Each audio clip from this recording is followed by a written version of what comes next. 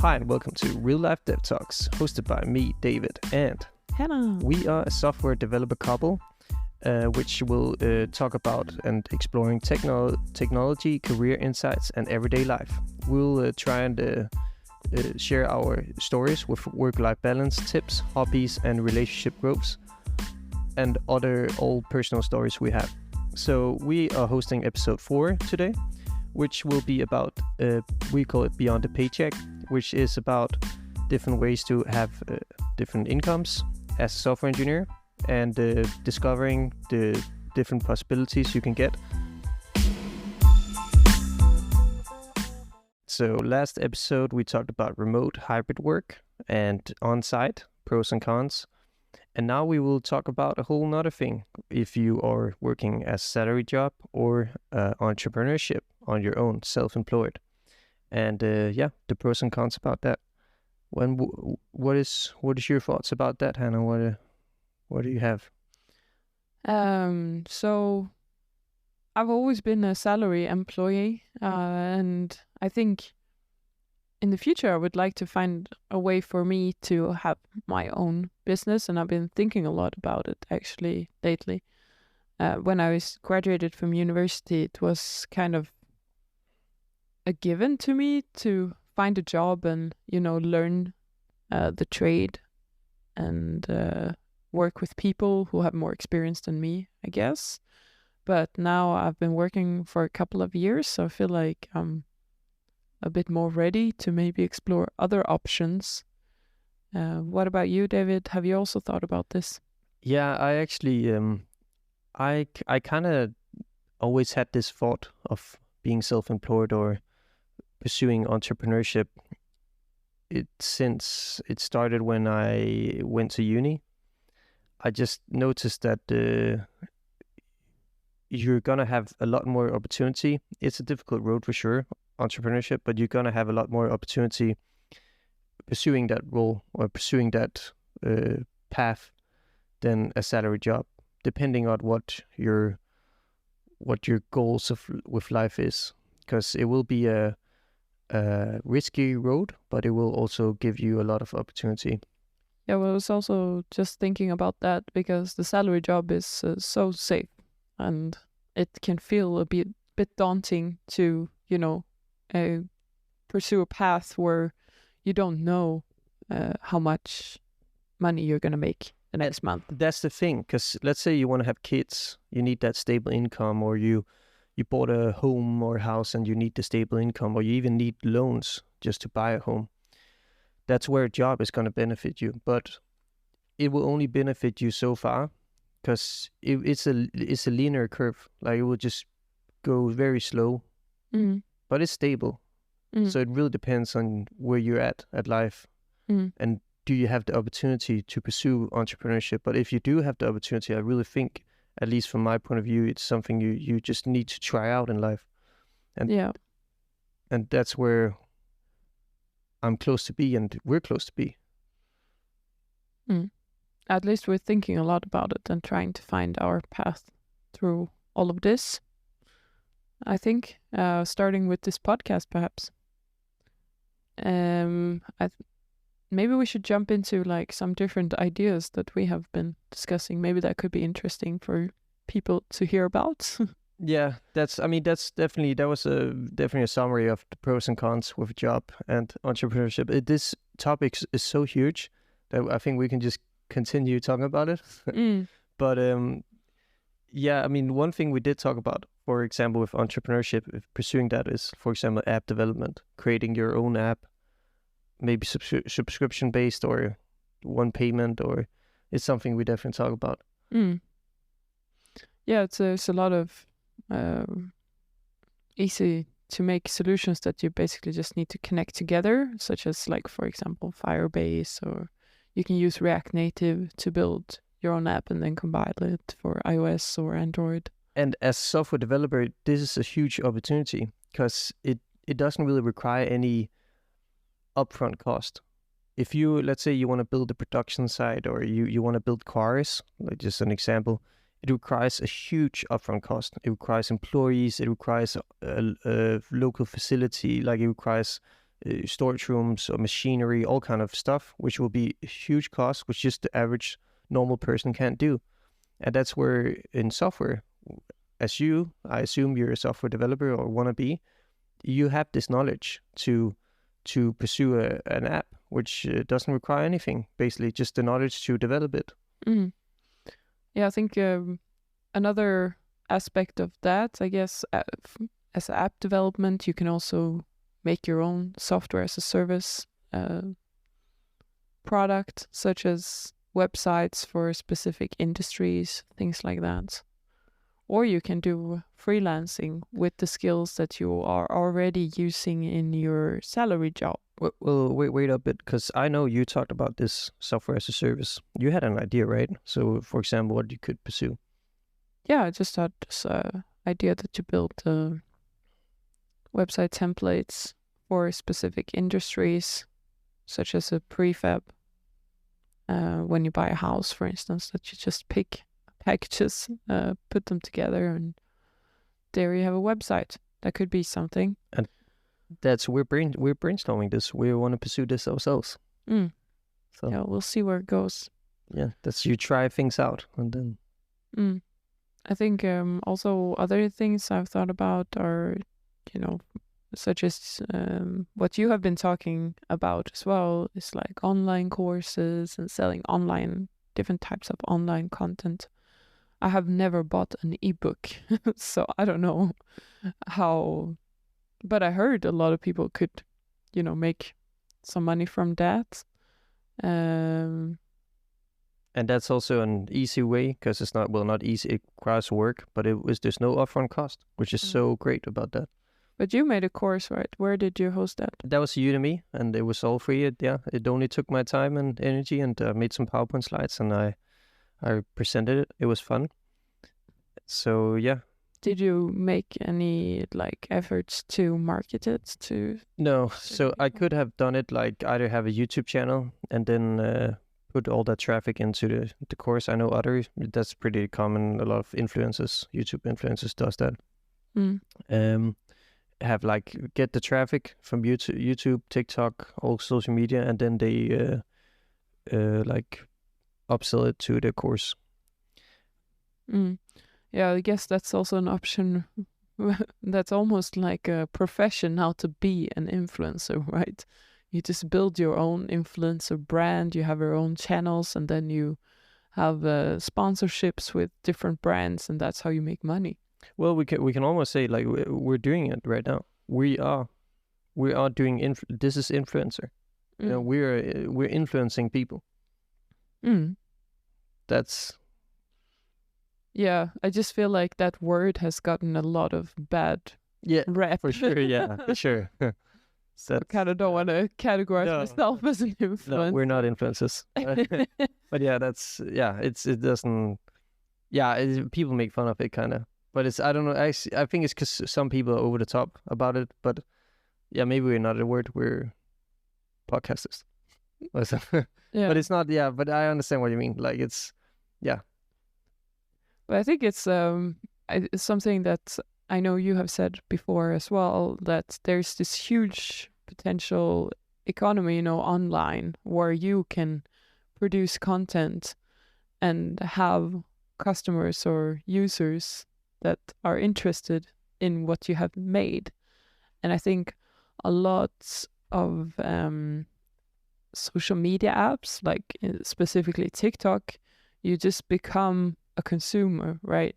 You're just looking at other people's content, and you're just you're not really making anything yourself, being creative. Yeah.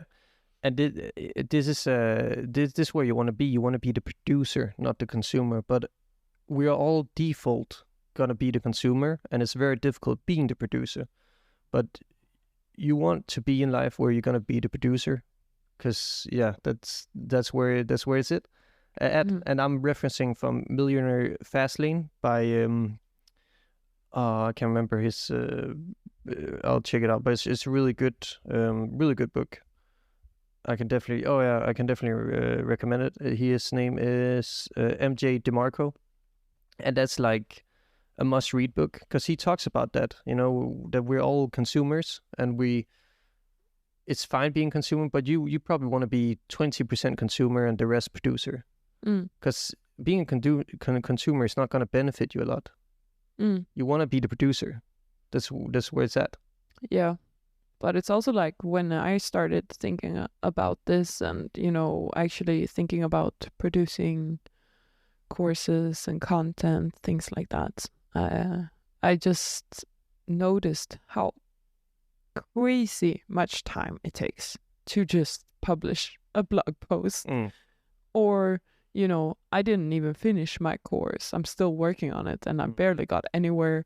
And just fitting that in with your regular job and, family time and friends and this is a really good point Hannah's bringing up, because I think you got to quit your job, because if you want to pursue something, you have to quit your job or you go on a leave, because things takes time, and you don't have the time to do both things, because the job will take all your energy from you. It's gonna, depending on, of course, what job you have, but in the majority of jobs, all your energy will be taken out, and you come home and barely have any energy or time left to even work on your side project, which will hopefully be a full-time project. And yeah, what is your thoughts about this, Hannah? Because I think you have some different thoughts. Yeah, I feel like, quitting your job, one thing that is nice, I guess, with the job is that it's structured. You work, usually if you work in an office job, like 9 to 5, you have to show up at work, and there's people there that expect you to work. It's like an environment where you work. If you're on your own, you quit your job, just sitting at home, and then there's this shelf, you need to put up on the wall. There's like laundry, you need to make food. Yeah. Like, I just feel like I would get distracted. You probably need to sign up for some co-working space or something. But also, I want to quickly, before we continue, only quit your job if you can, because if you have kids, if you have, anything like that requires, that you need to take care of and provide, you shouldn't quit your job.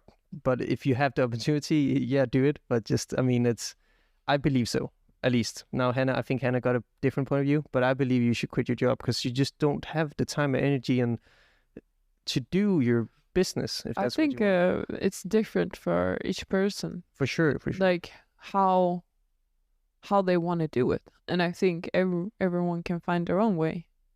Everyone can find their way, but we actually talked about this, because I'm actually in my own thinking here. I can see all my time and energy goes into my work, and I have the opportunity to quit my job and work for myself for a couple of years, and I genuinely believe I should do it. But then Hannah, we as a software couple, she says, "No, David, don't do this. Like, this is a bad idea." And why do you think that, Hannah?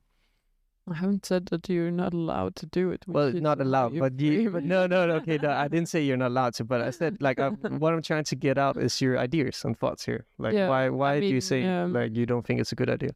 It's mostly what I was telling you is that I think you should have a very detailed plan and vision for what are you going to do. I feel like you need, to have worked a little bit on your idea or whatever it is that you want to do after you quit your job, and have some sort of time frame, like when do you want to start making money off it, or when are you gonna, say, okay, now it's hitting off, or it's not hitting off, I need to do something about it, like maybe I need to try something else, things like that. So, there's a lot of people out there that want to quit their job and pursue their own entrepreneurship way, like me, like I talked about. So what do you think? You're thinking that they should have an idea first and then quit their job and then implement it, or yeah, not, or at least that's I'm just speaking for myself. Like, obviously I can't say how people should do things, but that's how I feel about it, that I would like to have an idea that I want to work on, full time, that I believe in, and then take it from there. I don't want to, quit my job and be in I guess, a limbo and just be like, oh, so what am I going to do now? And then start figuring it out. And I think, but I'm also a person who is kind of risk averse in general. So, but I know that most people are I think most people are, yes. In general. Yes. So I think for me, maybe it would also make sense to, have some sort of stable income, but it's like from a part-time job that I combine with my working on my own things, such as like a simple job, or not simple, but just like working a grocery store. Oh, okay, grocery store. Because I want to add to that, because I had that idea too. Like, oh, okay, I'll do part-time and then I'll work on my project.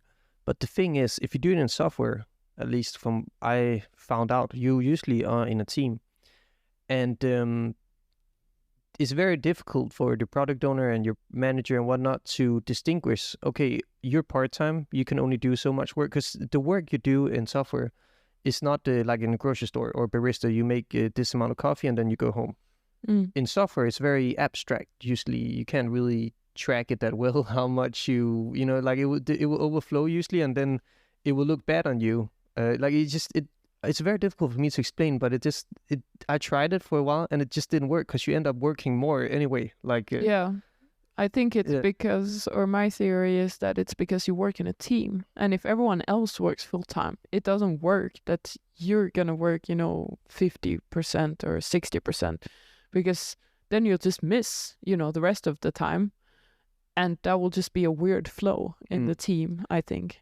And this is something you should definitely take with you, because I guess you just got to do the grocery, then barista, because I believe that can work though, that you do that. But I think this topic is almost like we should have another episode, because it's so big. Because also, let's say, okay, you pursue your barista, barista part-time to get that income, and then you pursue your full-time business. Let's say it doesn't work out. And now you are behind maybe in your career. That's how I think, and you want to get back in software. You've been doing this for 3 years or 5 years, maybe, your business. And now you're behind. And if you want to go back to your job, being a software developer, at least I think that. But do you want to elaborate on that? Like, if you're taking time off to work on your own project, which is like a tech project, why would you say that you're falling If it's a tech project, you're not. But let's say you want to do YouTube. You want to talk about the economy or something. Oh, something completely. Yeah, exactly. But I agree. If you pursue your app development, which is great, then you're kind of like getting 2 flies in one hit, or what you say, because then you advance in your career, and advancements, and you also build your business. So maybe that's the best approach. But let's say you don't want to do that, and you want to build your whole nother thing.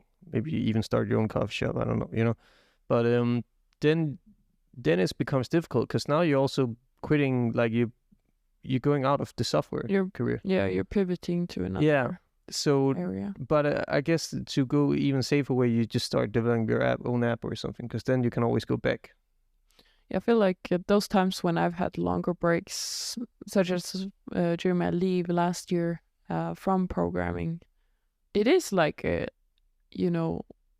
another language. If you don't use it, you forget. Yeah, it takes some time to get back into it if you stop. Even to 1-2 weeks holiday, it requires a little. When I get back from work, it requires a little. Again, like just it goes so fast, like how you lose it. Like you gotta get back into the flow again, and you feel kind of behind already, and it's annoying also. Like that's like that, but. Yeah, I remember you said that with Leaf also, that you felt a little behind when you just in the start, and then yeah, all of a sudden.